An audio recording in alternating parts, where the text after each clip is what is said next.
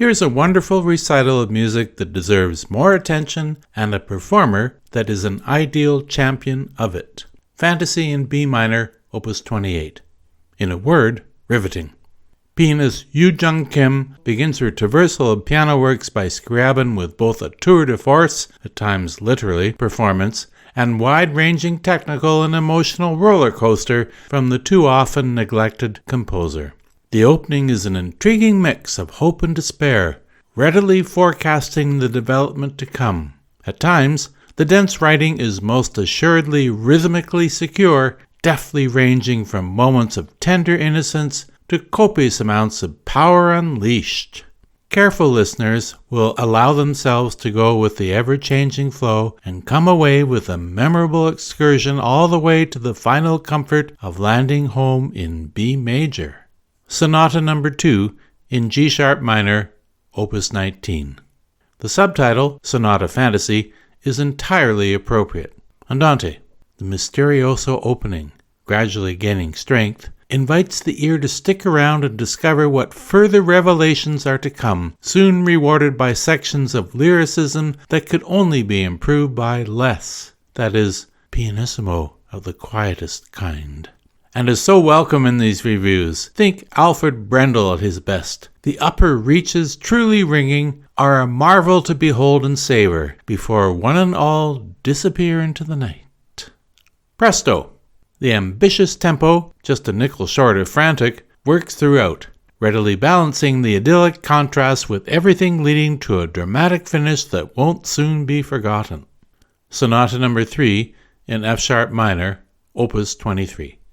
In just over 20 minutes, composer and pianist alike scale the depths of human expression. Dramatico, in the early going, readily sets the stage as a study of contrasts, filled with many harmonic excursions as it continues to unfold. While there is some relief and intentionally vague searchings, there is nary a dull moment before a heartfelt, fond farewell.